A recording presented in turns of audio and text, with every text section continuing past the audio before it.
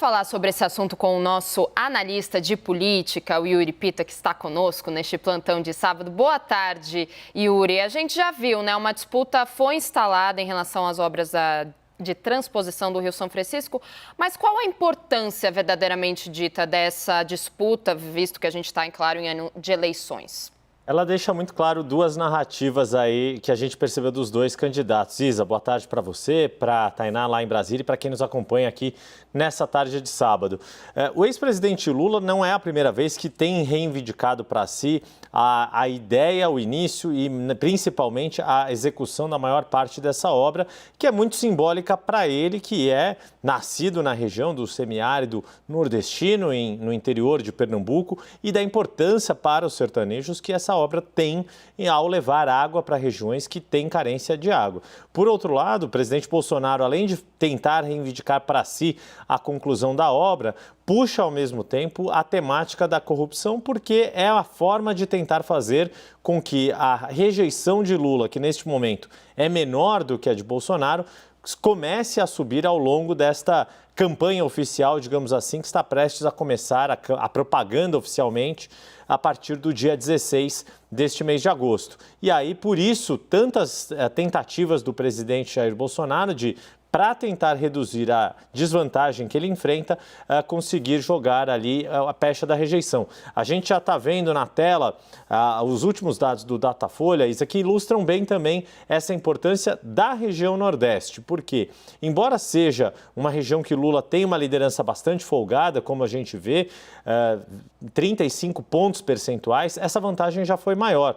Bolsonaro subiu 5 pontos, se não me falha a memória aqui, na região Nordeste pelo próprio Datafolha de um mês para o outro.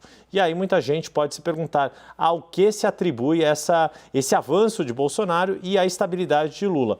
Muito provavelmente pela expectativa que foi criada em torno do aumento do Auxílio Brasil de R$ 400 para R$ 600 reais a partir do mês de agosto e também do valor dobrado do Vale Gás, dado que é uma região que ainda tem muitas famílias atendidas por esse tipo de programa, por esses dois programas. Metade dos beneficiários do Auxílio Brasil vive na região Nordeste e essa expectativa é muito grande, porque como a gente pode ver as outras regiões, Lula ainda consegue manter uma vantagem, mas bem menor do que a do Nordeste na região Sudeste, a mais populosa do país, mas tanto o Sul quanto Centro-Oeste e Norte somados apresentam situação de empate técnico. É isso que eu ia conversar com você justamente, Yuri, nessa pesquisa que a gente estava vendo na tela. Se puderem colocar de novo, é muito legal a gente comparar esses dados justamente. Como o Yuri estava dizendo, Bolsonaro então aumentou sua vantagem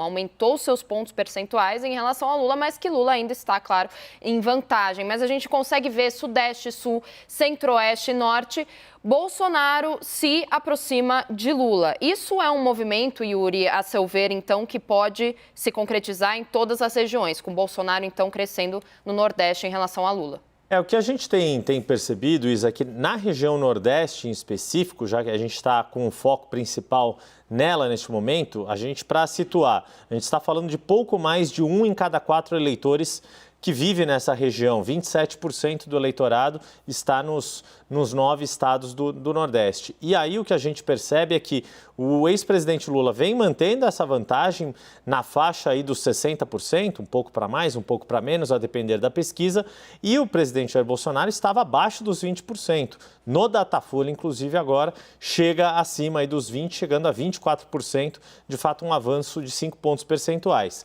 A grande questão, o grande campo em disputa de votos nessa eleição e que pode ser decisiva, na verdade, é a região Sudeste. Seja porque o que Bolsonaro procura no Nordeste é tentar reduzir essa vantagem, mas sabe que é uma batalha perdida e o ideal para ele é perder de menos. Mas no Sudeste, se Bolsonaro não conseguir reverter essa vantagem que o Lula ainda apresenta, por exemplo, no Datafolha, seria muito difícil evitar uma derrota, seja em primeiro ou seja em segundo turno, porque são as duas regiões mais densas do país, respondem por praticamente 70% do eleitorado, e as regiões Sul e Centro-Oeste e Norte têm uma tendência maior de vantagem do presidente, embora as pesquisas ainda apontem um cenário de empate técnico.